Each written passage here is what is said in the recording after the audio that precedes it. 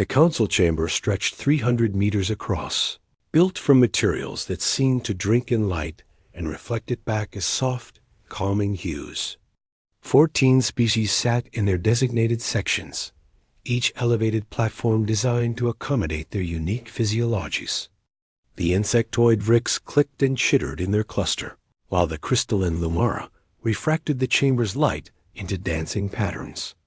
At the far end, in a modest human-sized seat, Ambassador Hai Jin sat perfectly still. She had been sitting still for 3 hours now. The vrix, Chancellor, rose from his platform, his forearms spreading wide in what his species considered a gesture of benevolence. His translator converted his clicks into flat, emotionless standard galactic speech. The human species has demonstrated concerning patterns of behavior. In the 23 cycles since joining our enlightened community, they have constructed 287 military vessels. They have established armed colonies in 17 systems. They have refused to share weapons technology with council oversight committees. Hai Jin's jaw tightened, but she said nothing. She had learned years ago that interrupting a council session was considered barbaric. So she waited. The Lumara High Arbiter's voice chimed like crystal bells. We, the elder species, have maintained galactic peace for 6,000 cycles. We have done so through wisdom, through patience, and through the understanding that military force is the tool of the primitive. Humanity, you are young. You do not yet understand. A murmur of agreement rippled through the chamber. The amphibious Thelxus delegates bobbed their heads. The winged Sivanis rustled their feathers. Only the Savannah remained silent, their representative watching Hai Jin with something that might have been sympathy. The Chancellor continued. Therefore, the Council has reached a unanimous decision. The human species will surrender all military vessels operating beyond their home system of Sol. They will submit to Council military observers at all colony sites. They will open their weapons research facilities to full inspection. They have 30 cycles to comply. 30 cycles. About 45 Earth days. Hai Jin felt a cold weight settle in her stomach. This wasn't a negotiation.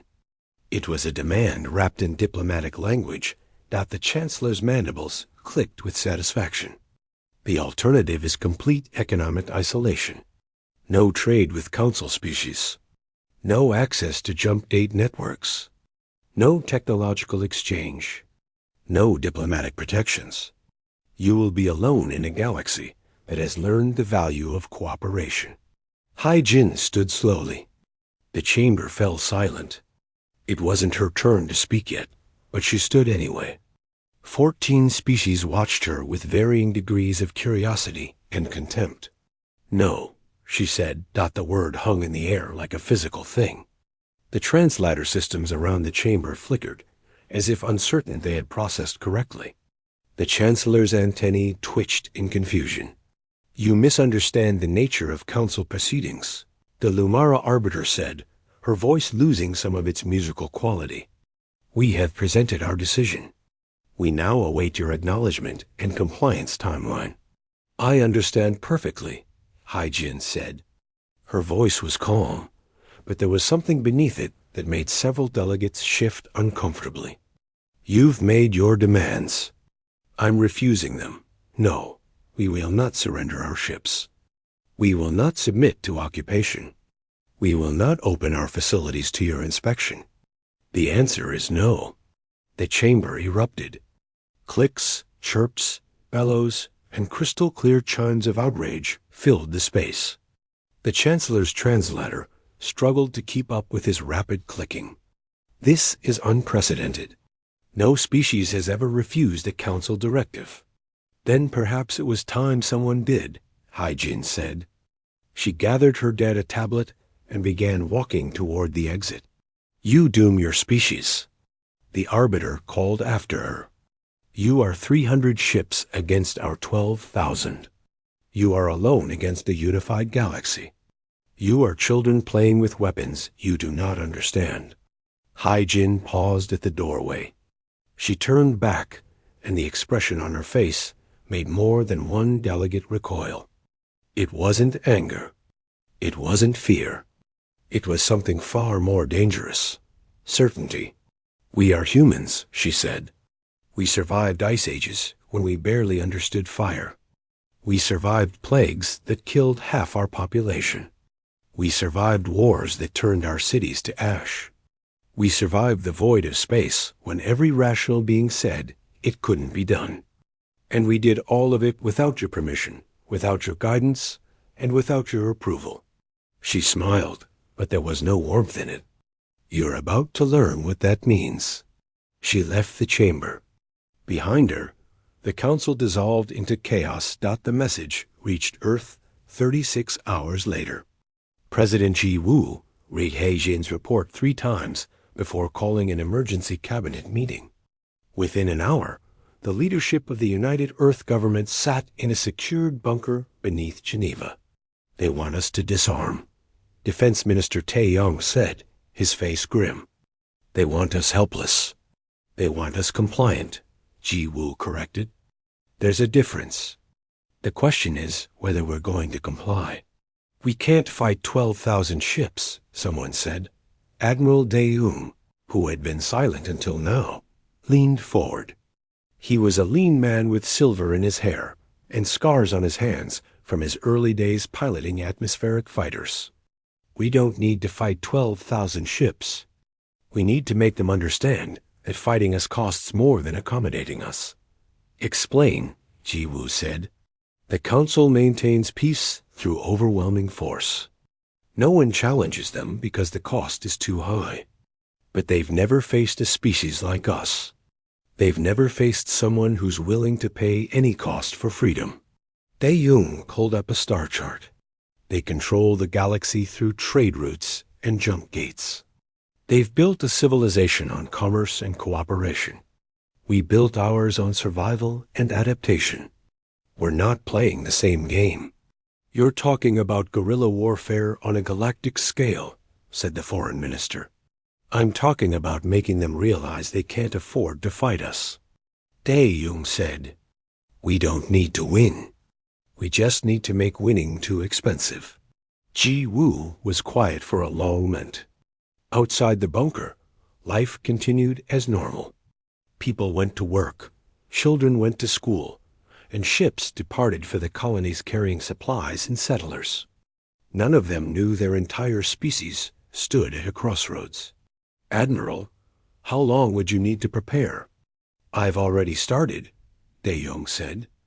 "I started the day we joined the council, and I saw how they looked at us. Like we were pets.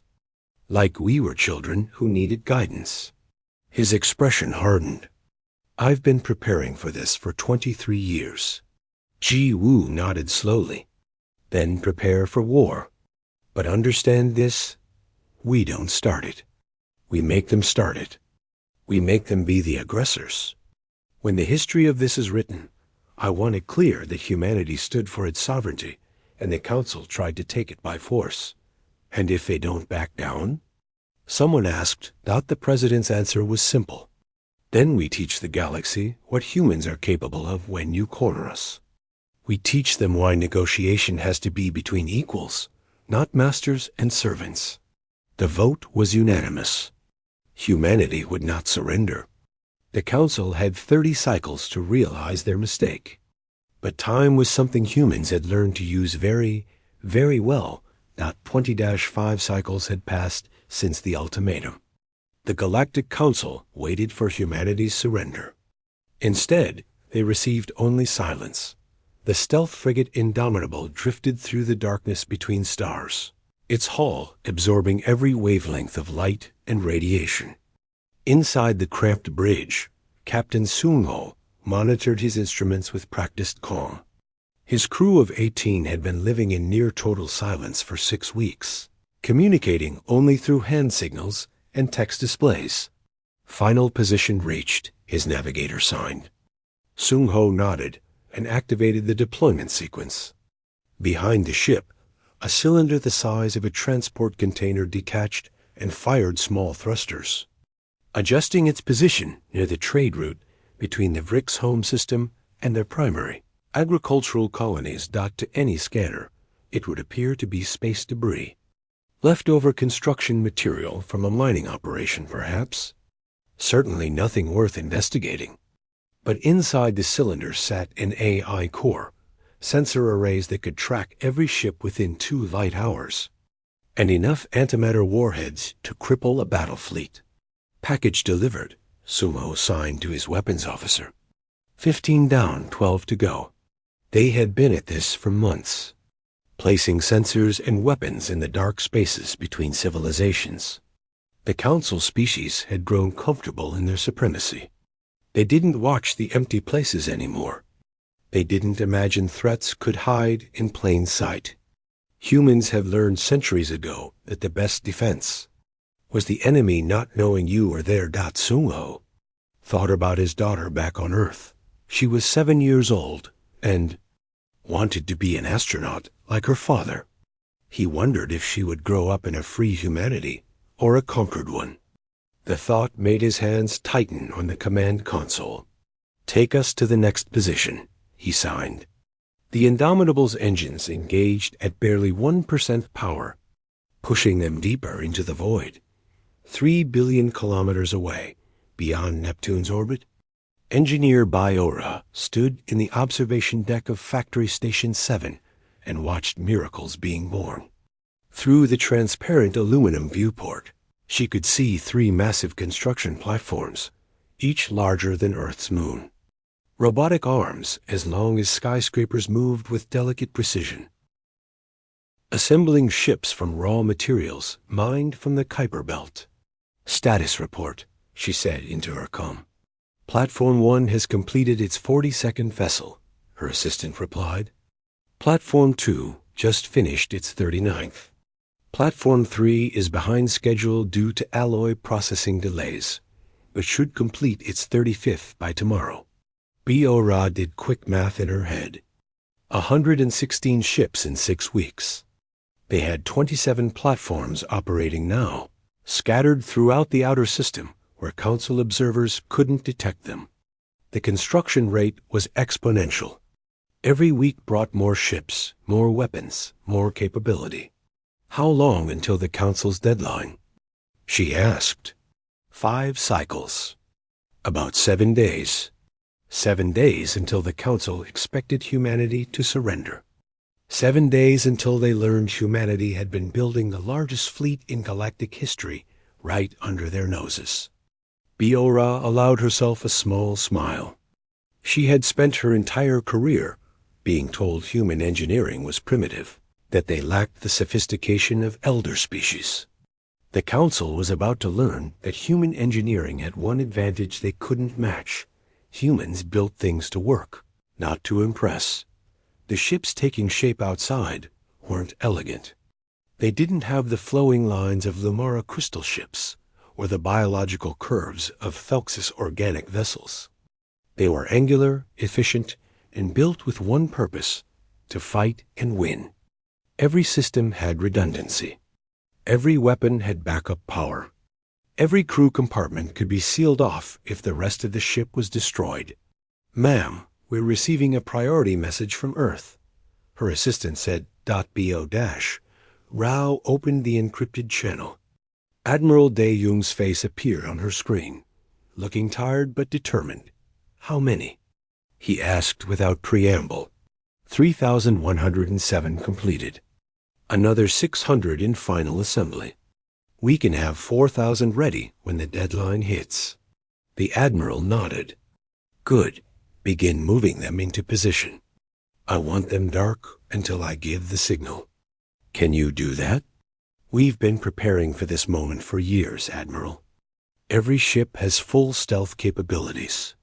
We can park them next to a Council station, and they won't know we're there. Then do it. Then do it. And Biora? The Admiral's expression softened slightly. Thank you. Every ship you've built is a life we might save when this starts. Just make sure we don't have to use them, sir. I'll do my best. But prepare for the worst. The channel closed. Bay-Ora turned back to the viewport and watched the construction platforms continue their work. Behind her, the door opened and her deputy entered. "The Council's spy networks have been quiet," he said. "Too quiet." "They're watching," Bay-Ora said. "They're always watching. The question is whether they're seeing what we want them to see or what we're actually doing." In the Galactic Council's intelligence headquarters on Vel Prime, Spy Master Thelxus stared at his displays with growing unease. His species had perfected surveillance over millennia. They could intercept communications across light years. They could track individual ships through hyperspace. They could analyze trade patterns and predict fleet movements months in advance, but they couldn't penetrate Earth's new communication networks. 3 weeks ago, humanity had switched to a quantum encryption system that their best code breakers couldn't crack. All they received now were fragments, references to something called Protocol Defiance, mentions of manufacturing capabilities in the outer system, reports of increased military readiness. Thelxus had brought his concerns to the Council 5 times. 5 times they had dismissed him. Humans were young, they said, emotional, irrational. They would fold when the deadline arrived because they had no choice. But Thelxus had studied human history.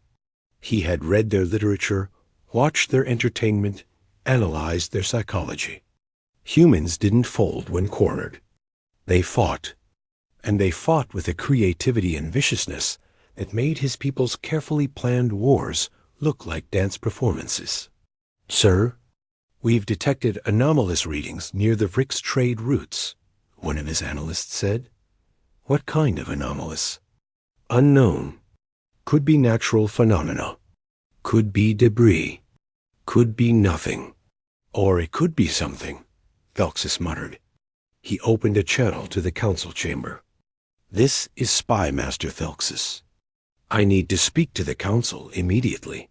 "The council is not in session," came the reply. "Then call them into session. I have reason to believe humanity is preparing a military response." There was a long pause.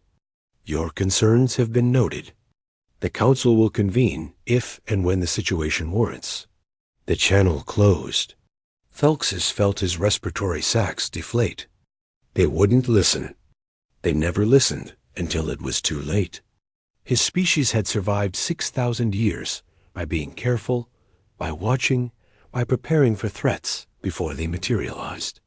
The council had survived 6,000 years by being strong enough that threats didn't matter. He wondered which approach would prove correct.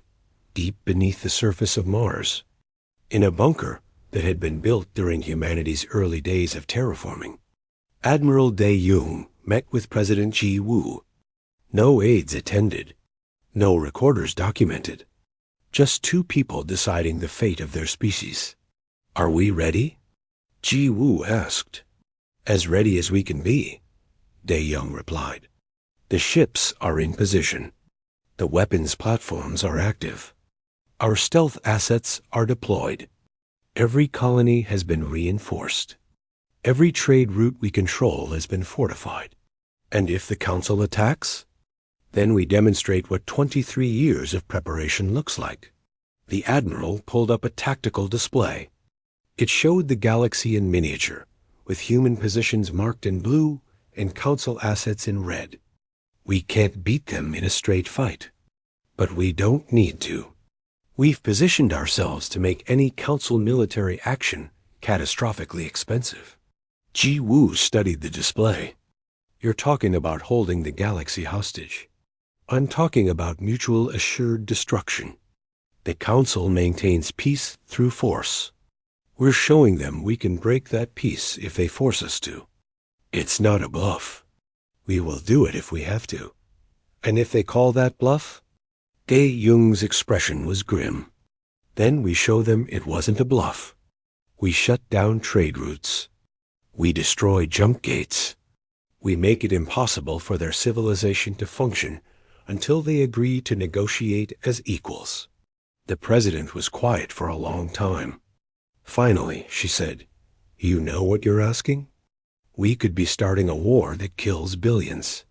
Or we could be preventing a future where humanity lives as a subject species forever. Our children as servants. Our culture erased. Our freedom gone. Tae-young met her eyes. I've read the histories, Madam President. Every time a species joins the Council, they become less than they were. The Council calls it enlightenment. I call it conquest by another name. Ji Woo nodded slowly. Then we proceed. May history judge us kindly.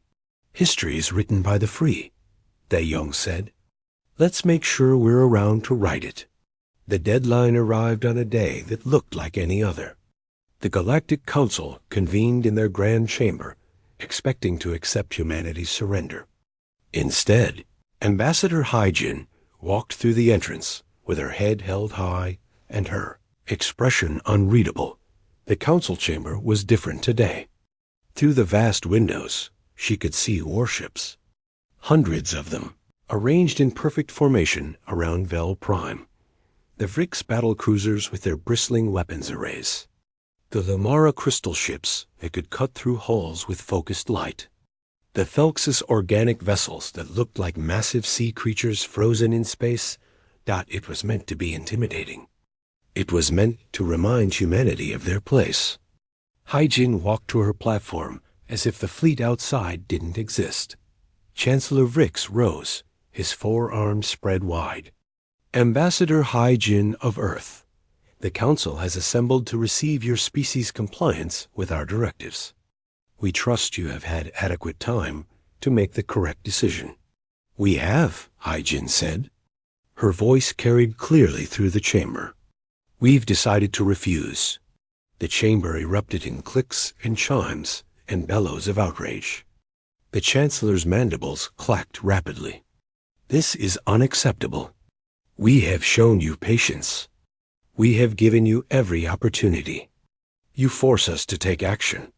Then take it, Haijin said calmly. But understand what you're starting.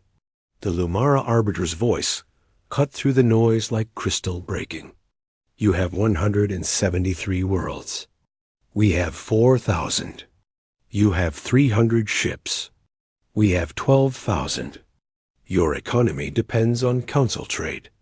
Your colonies need council resources. You are alone, human. Completely and utterly alone. Haijin smiled, and something about that smile made several delegates fall silent. Are we? Tell me, Arbiter, when was the last time your intelligence services gave you an accurate count of human vessels?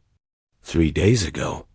287 combat-capable ships, primarily focused on defense of your home system and major colonies. I see.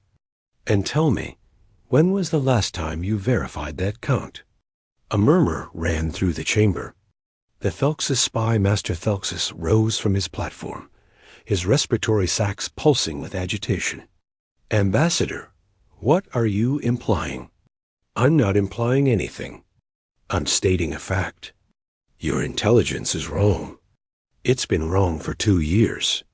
Haijin pulled out her data tablet. Chancellor, you mentioned our 300 ships. Would you like to know the actual number? We know the actual number, the Chancellor said, but there was uncertainty in his translator's voice. The actual number is 4,137, Haijin said.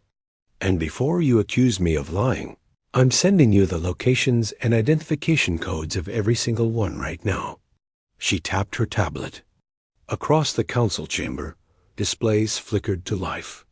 Star charts appeared, each one marked with hundreds of blue points representing human vessels. The delegates stared in stunned silence. Impossible, the Arbiter whispered. We would have detected construction on that scale.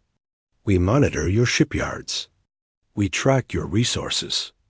We watch your trade. You watched what we wanted you to watch, Haijin said. You monitored the shipyards we wanted you to see. You tracked the resources we wanted you to track. Meanwhile, we built manufacturing platforms in the outer dark where your sensors don't reach. We mined asteroids you considered worthless. We developed technologies you dismissed as primitive. Spy Master Thelxus was working frantically at his console. She's not lying. I'm reading power signatures consistent with human vessels at every location she's indicated. How did we miss this? Because you weren't looking, Hyjin said. You were so certain of your superiority that you never imagined we might be preparing. You thought youth meant weakness. You thought cooperation meant submission. You were wrong. The Chancellor's translator crackled with what might have been rage or fear. This changes nothing. 4,000 ships against 12,000. You still lose, do we? Hyjin's expression hardened. Let me tell you what happens if you attack us. First, we activate the weapons platforms we've placed along every major trade route in this sector. Captain Sung-ho and his teams have spent 6 months putting them in position. They're armed with antimatter warheads, and they're controlled by AI systems that will activate automatically if our fleet is attacked. You're bluffing, the Arbiter said. But her voice lacked conviction. Captain Sung-ho, please demonstrate, Hyjin said into her com. 3 light hours away, one of the dormant cylinders came to life. Its sensors activated, painting a Council cargo convoy with active scans. Alarms blared on the Council ships as they detected the weapons platform for the first time. The platform did nothing more than scan them, but the message was clear. They had been seconds from death and never knew it was there. That's one platform, Hyjin said. We have 273 of them, each one capable of destroying anything that comes near it. Your trade routes are at our mercy. The chamber descended into chaos. Delegates were shouting, demanding explanations, calling for immediate military action. Through it all, Hyjin stood calmly at her platform. There's more, she said, and something in her voice made them fall silent. Your economies depend on stable trade. Food, resources, manufactured goods flowing between systems. You've built a civilization on the assumption that those routes are safe. But they're only safe because no one has challenged you. We're challenging you now. This is terrorism. Someone shouted. This is survival, Hyjin replied. You gave us a choice. Surrender our freedom or face destruction. We've given you a third option. Negotiate as equals or watch your civilization grind to a halt. Admiral Dae-Young sat in the command center of the battleship Independence, watching the situation unfold. His fleet was positioned in a pattern that had taken months to calculate. Every ship was exactly where it needed to be. Every weapon was powered and ready. Every crew member knew their role. Sir, we're receiving multiple target locks from Council vessels, his tactical officer reported. They're preparing to fire. Stand by, Dae-Young said. His hand hovered over the command console. One button would activate Protocol Defiance in full. The weapons platforms would engage. The fleet would open fire. The galaxy would descend into war. Sir, the Council fleet is holding position.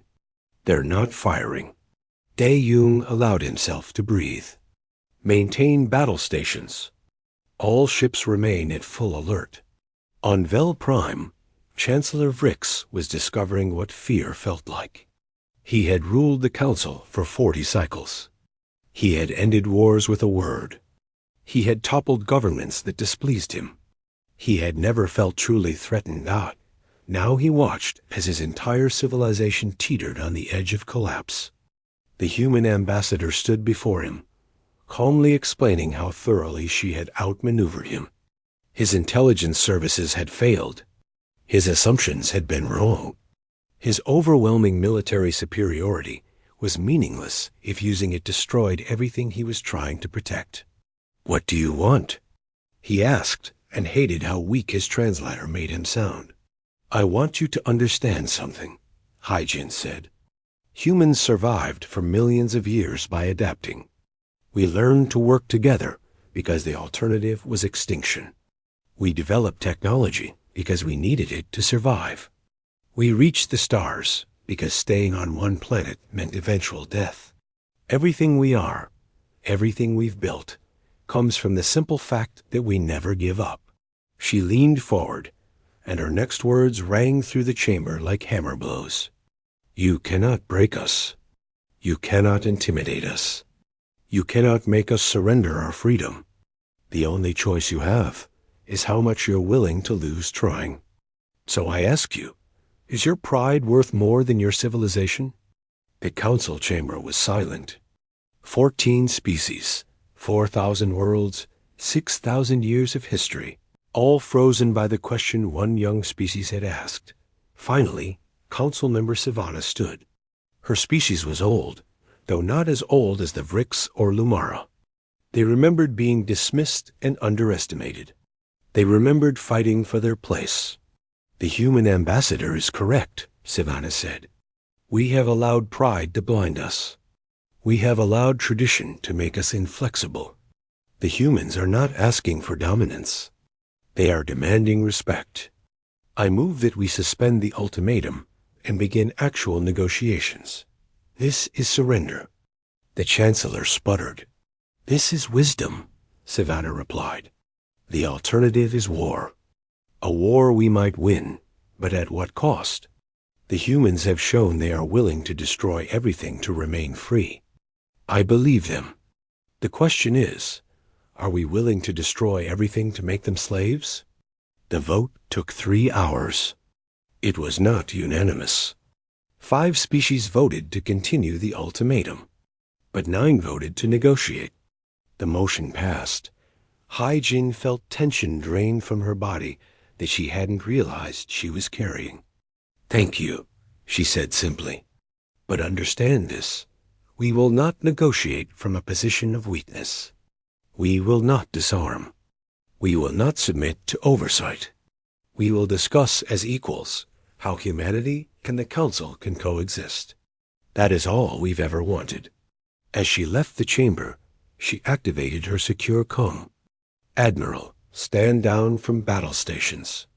We're going to talk. Copy that, Dae-Jung replied. But keep the fleet ready, just in case they forget what happens when you corner a human. Hai-Jin smiled. They won't forget. I made sure of that.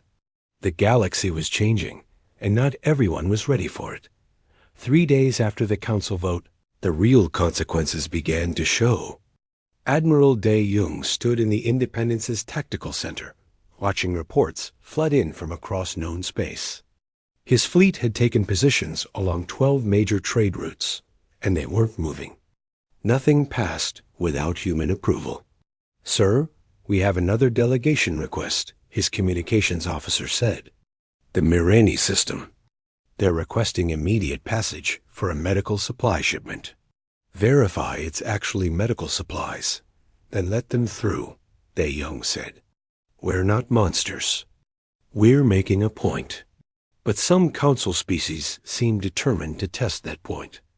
On the 3rd day, a Vrix enforcement squadron of 8 ships approached the human blockade at Junction Point 7. They broadcast no warnings. They simply accelerated toward Captain Soon-Ho's position. Soon-Ho watched them come. His frigate Indomitable and 2 destroyers were outnumbered 4-1. By council logic, he should retreat. By council logic, he stood no chance. All ships, weapons free, Soon-Ho said calmly. Engage on my mark. Remember your training. Remember what we're fighting for.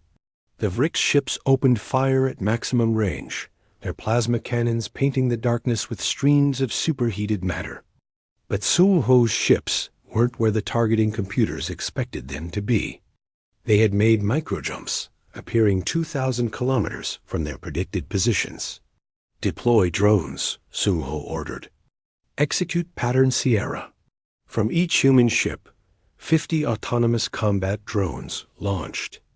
They spread out in a calculated swarm, each one too small to be worth a capital ship's attention, but collectively forming a net of death. The Vrix ships tried to track them, their point defense systems firing frantically. They hit dozens of drones. Hundreds more kept coming. The drones didn't try to destroy the Frick ships. They targeted specific systems, weapons arrays, sensor clusters, engine ports. Within 4 minutes, 3 Frick ships were dead in space, their critical systems shredded by precision strikes. The remaining 5 ships retreated, broadcasting emergency signals. Sung Ho let them go. Stand down. Recover the drones. Send a message to the Council. We don't want to kill anyone. We just want them to understand we can. The recording of the battle spread through Council space within hours. Admiral Dae-Jung watched it 3 times, noting every tactical decision, every innovation. Humans had been fighting each other for thousands of years. They had developed strategies the Council species couldn't imagine because the Council had forgotten what real war looked like. On Earth, President Ji-woo dealt with a different kind of battle. Her office had been flooded with communication requests. 17 species wanted to speak directly with humanity, bypassing the Council entirely. Some offered trade agreements. Others offered alliance. A few offered information about Council corruption in exchange for protection. The Council is fracturing, her chief of staff said. Species that have resented their position for centuries are seeing an opportunity. We're not trying to destroy the Council, Ji-woo said. We're trying to reform it. Tell that to them. Half the galaxy thinks you're revolutionaries. The other half thinks you're insane. Maybe we're both, Ji-woo muttered. She opened a channel to the Savannah delegation. Their representative appeared on the screen, her features unreadable to human eyes, but her body language suggesting respect. President Ji-woo, the Savannah delegate said, my people wish to formally recognize humanity's sovereignty and offer our support in the current negotiations. Thank you. May I ask why? Because we remember. 4,000 cycles ago, we were where you are now. Young, aggressive, unwilling to bow. The Council forced us to comply through economic pressure and military threats. We survived, but we lost something. Our pride, our independence, our sense of who we were. The delegate paused. We will not let them do to you what they did to us. More species made similar declarations over the following days. The Council's unified front was crumbling. Chancellor Vrix found himself facing something he had never experienced, dissent from within his own power structure. In the Council chamber, he stood before representatives who no longer looked at him with automatic deference. The humans have shown their capacity for violence, he said. This proves they are not ready for civilized society. We must respond with overwhelming force. And lose half our fleet doing it? Savannah replied. And watch our trade collapse? And face uprisings from a dozen species who suddenly realize they don't need to submit anymore? The humans have shown us the Council's weakness. Destroying them won't fix that. Council member Thelxus, the spy master, rose to speak. I warned you. I showed you the intelligence. You dismissed it. You believed your own propaganda about human primitiveness. Now we face the consequences. Are you suggesting we surrender? The Chancellor demanded. I'm suggesting we adapt, Thelxus said. Humanity has demonstrated something we've forgotten, the willingness to sacrifice everything for freedom. We can't threaten them because they're not afraid to die. We can't buy them because they don't value comfort over independence. We can't intimidate them because they faced worse than us on their own planet. The only option is to treat them as equals. They are infants compared to us. They are survivors, Thelxus corrected. There's a difference. Infants are helpless. Survivors are dangerous. The debate raged for 6 hours. Finally, a vote was called. The motion: to recognize humanity as a sovereign species with full rights and to begin negotiations for a new galactic agreement. 7 species voted yes. 5 voted no. 2 abstained. It passed. Captain Hyeon Woo, fresh from the academy, stood on the bridge of his first command and tried not to look terrified. He was 24 years old, commanding a destroyer with a crew of 90, and had just received orders that made his heart race. "Sir, we have an incoming distress call," his communications officer said. "It's a civilian vessel. Lumara Registry. They're under attack by raiders." Haiyan Wu pulled up the tactical display. The raiders were 4 ships, probably pirates or opportunists, taking advantage of the chaos in Council space. The Lumara ship was unarmed and taking heavy damage. "Regulations say we assist any vessel in distress, regardless of species," his executive officer said quietly. "But after everything with the Council ... we're not like them," Haiyan Wu said. "We protect the innocent. That's what makes us different. Helm, set intercourse. Weapons, prepare to engage. Communications, tell that Lumara ship help is coming." His ship jumped, emerging between the raiders and their prey. The raiders must have thought they'd caught an easy target. They were wrong. Haiyan Wu's crew had trained for this. They moved with precision, their weapons fire surgical. Within 3 minutes, 2 raider ships were disabled and the other 2 were fleeing. "Damage report," Haiyan Wu called. "Minor hits to forward armor. Nothing critical." "Sir, the Lumara ship is hailing us." The Lumara captain appeared on screen, their crystalline features showing something that might have been shock. You saved us. But we are Council species. You are at war with the Council. We're not at war with civilians," Haiyan Wu said. "We're fighting for our freedom, not attacking the innocent. Are you injured? Do you need medical assistance?" "We have injured, yes. Our medical officer was killed in the attack." "Stand by. We're sending over a medical team." Haiyan Wu looked at his crew. "Someone make sure they understand. We're here to help, not hurt." The video of that rescue spread even faster than the battle recording. Across the galaxy, people watched as human forces protected the very species that had tried to subjugate them. It was confusing. It was unexpected. It was, many began to realize, exactly what humanity had been trying to tell them. Engineer Boyo Ray received a message that made her stop in the middle of her rounds. It was from a Thelxus engineer, someone she had debated with at technical conferences for years. They had never been friends, exactly, but they had respected each other's work. The message was simple. "I'm sorry. We underestimated you. Not your technology. You. Your spirit. Your unwillingness to be less than you are.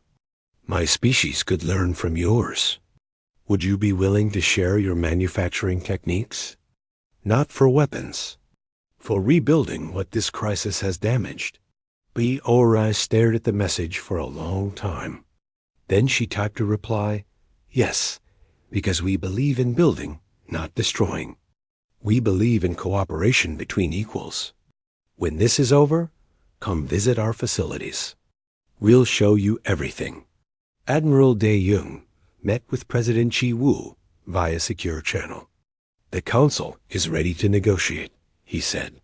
"Really negotiate this time, not dictate. What's your assessment? Is it genuine?" "I think they're terrified. We've shown them they're not invincible. More importantly, we've shown their own people they're not invincible. Half the galaxy is questioning why they need the Council at all." De-Jung paused. "We need to be careful. A cornered enemy is dangerous.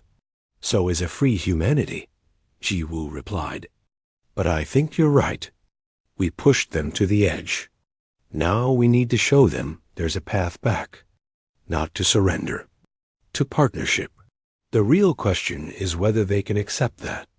The Council has ruled for 6,000 years. Can they learn to share power? They'll have to. Because we're not the only ones watching. Every young species in the galaxy is watching how this resolves. If we win, they'll know freedom is possible. If we lose, They'll know rebellion is futile. This is bigger than just us now. Dae-Yoon nodded. Then we make sure we win. Not by destroying them, by showing them a better way. In the council chamber, Chancellor Vrix sat alone after the session ended. He was old, even for his species. He had dedicated his life to maintaining the order his ancestors built. Now that order was crumbling around him. A human had done this. A species barely old enough to have written language when his people were building starships. It was humiliating. It was infuriating, it was. He was slowly realizing, necessary. The council had become stagnant. They had stopped innovating, stopped adapting, stopped being anything except managers of the status quo. Humanity had reminded them that the universe didn't care about tradition. It cared about strength, adaptability, and the will to survive. He wondered if his people could learn that lesson. He wondered if he was young enough in spirit to learn it himself. The answer, he thought, would determine whether the council survived the coming changes. 60 cycles had passed since the ultimatum. The galaxy looked different now. The trial of former Chancellor Vrix took place not in the old council chamber, but in a new facility built on neutral ground. Representatives from 47 species sat in judgment, including 3 former council members who had turned against their own institution. The charges were read in 14 languages, but the meaning was universal. Abuse of power, coercion of sovereign species, economic warfare, and conspiracy to commit what humans called genocide. Vrix stood in a containment field, his forearms bound, his antennae drooping.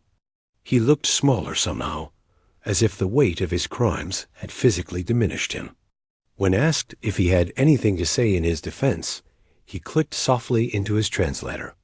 I believed I was maintaining peace.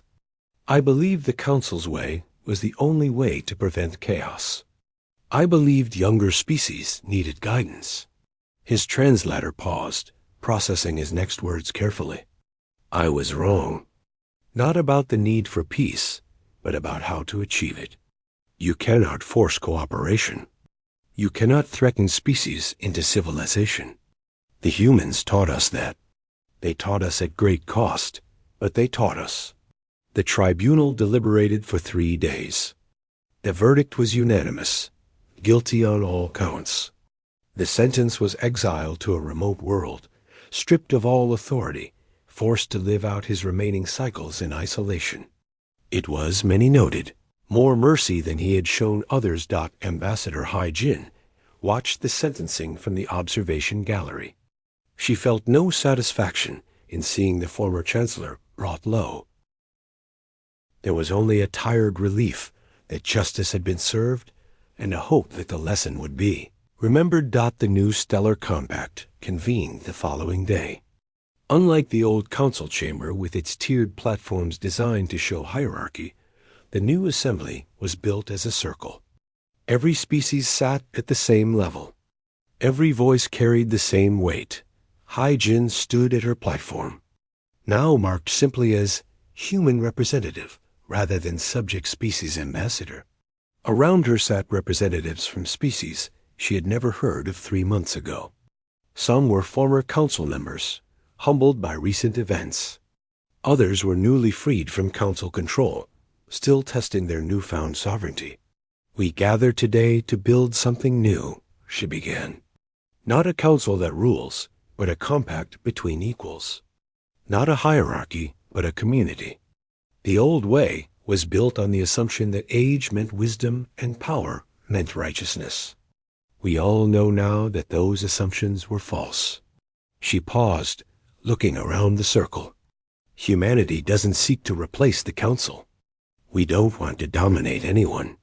We simply want what every sentient being deserves, the right to determine our own fate.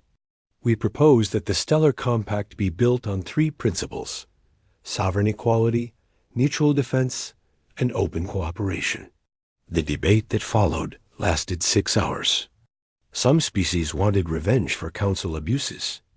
Others feared that without central authority, chaos would return. But slowly, painfully, a consensus emerged. The Stellar Compact would be nothing like the Council. It would have no supreme authority. No species could force another to comply with directives.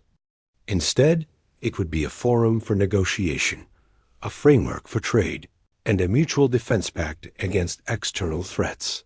The vote was 45-2. The Stellar Compact was born. Admiral De Jong stood on the observation deck of Independence, watching something he never thought he would see. 8,000 warships hung in space before him, but they weren't arrayed for battle. They were being systematically disarmed and converted. Frick's battlecruiser was having its plasma cannons removed and replaced with cargo holds. A Lumara crystal ship was being retrofitted with agricultural processing equipment. A Phelx's organic vessel was transforming into a mobile hospital. The greatest fleet ever assembled was becoming something better, a force for building rather than destroying. "It's beautiful, in a way," Captain Sung Ho said, standing beside him. The younger officer had been promoted for his actions during the crisis. "All that power repurposed." "It's practical," De Jong replied. "These ships were built to enforce Council dominance. Now they'll help rebuild what that dominance damaged. Some will remain military, but only enough for legitimate defense. Do you think it will last?" "The peace, I mean." De Jong was quiet for a moment. "Nothing lasts forever. But I think we've bought the galaxy some time to figure out a better way. And maybe that's enough." Captain Haiyan Wu took command of the joint patrol vessel Unity for its maiden voyage. His crew of 50 included representatives from 5 different species. The Lumara navigator still couldn't believe she was working alongside the humans who had humiliated the Council. The Phelx's engineer kept wondering if this was some elaborate trap. "Relax," Haiyan Wu told them during the first crew meeting. "We're not your enemies. We never were. We were just fighting for the right to exist as equals. Now that we have that, we can focus on actually working together." Their first mission was to escort a relief convoy to a former Council agricultural world that was facing famine after trade. Routes collapsed during the crisis. The convoy included human ships, yes, but also vessels from a dozen other species, all working together to prevent a tragedy. As they approached the planet, Haiyan Wu's Lumara navigator spoke quietly. "I need to apologize. My people supported the ultimatum against yours. We believed the Council propaganda. We thought you were dangerous." "You were right," Haiyan Wu said. "We are dangerous. Every species that refuses to be enslaved is dangerous to tyrants. The difference is, we're only dangerous when cornered. Otherwise, we're just people trying to survive and thrive like everyone else." Engineer Biora stood in what used to be Factory Station 7 and was now the Stellar Compact's main shipbuilding facility. Around her, engineers from 23 species worked side by side, sharing techniques and technologies that had been jealously guarded for millennia. A Phelx's engineer approached her, the same one who had sent her that message weeks ago. "I still don't understand your manufacturing process," he admitted. "How do you achieve such precision at such speed?" "Because we assume things will break," Biora explained. "Every system has redundancy. Every component is designed to be replaced quickly. We don't build for perfection. We build for resilience. It's a philosophy that comes from living on a planet that's tried to kill us in every possible way." "Your world is hostile?" "All worlds are hostile if you look close enough. Ice ages, volcanic eruptions, asteroid impacts, pandemics. Earth has thrown everything at humanity. We survived by being adaptable. That's the secret. Not perfection, adaptation." The Phelx's engineer nodded slowly. "This explains much about your species. You are not stronger than us. You are simply better at surviving setbacks." "That's it exactly. And now we're sharing that knowledge because A galaxy where everyone can survive setbacks is better than a galaxy where only the perfect thrive. President Ji Woo addressed the Stellar Compact in what would become known as the Foundation Speech. She spoke of humanity's journey from scattered tribes to a spacefaring civilization. She spoke of wars and peace, destruction and creation, failure and triumph. She spoke of the hard lessons humanity had learned about power and freedom. "We did not come to the stars to conquer," she said. "We came to explore, to learn, to grow." But we learned quickly that the galaxy had rules, and those rules were designed to keep young species in their place. We could have accepted those rules. Many of you did, and we understand why. Survival sometimes means compromise. She paused, her gaze sweeping the assembly. But survival can also mean resistance. It can mean refusing to accept that your place is beneath others simply because you're young. It can mean fighting for the right to stand as equals. That's what humanity chose. Not because we're brave, but because we've learned across thousands of years of history that freedom, once surrendered, is nearly impossible to reclaim. The Stellar Compact represents a new choice. Not domination or submission, but cooperation. Not hierarchy, but community. Not the strong ruling the weak, but all species working together for mutual benefit. This is the galaxy we're building. Not perfect, but better. Not without conflict, but with the mechanisms to resolve conflict fairly. Not paradise, but progress. The Assembly voted to adopt the Stellar Compact Charter. It would govern relations between species, establish trade rules, coordinate mutual defense, and protect the sovereignty of all members. Most importantly, it included what humans called the non-coercion principle. No species could be forced to accept directives from the compact. It was advisory, not authoritative. Ambassador Hai Jin and Admiral De Young met one final time on the observation deck of Independence. Below them, the galaxy continued its work. Ships came and went. Trade resumed. Slowly, painfully, the damage from the crisis was being repaired. "Do you think they've learned?" Hai Jin asked. "Really learned?" "Some have," De Young said. "Others are just biding their time, waiting for a chance to return to the old ways. That's why we can't disarm completely. That's why we have to remain vigilant. It's exhausting being the galaxy's conscience. It's exhausting being human," De Young replied with a slight smile. "We could have lived quiet lives in Sol System. We could have accepted being junior members of the Council. We could have been safe, but not free." "But not free," he agreed. "And humans need freedom the way we need air. It's not optional. It's not negotiable. It's fundamental to who we are." Hai Jin looked out at the stars. "Do you ever wonder what we've started? How many other species are watching us, thinking maybe they don't have to accept their place either?" "Every day. And I think it's a good thing. The old galaxy was stable but stagnant. The new galaxy will be chaotic but alive. Things will grow. Things will change. That's always scary, but it's also how progress happens. And if someone tries to build a new council, if someone decides they should rule again?" De Young's expression hardened, and in that moment, Hai Jin saw the warrior who had prepared for 23 years to defend humanity's freedom.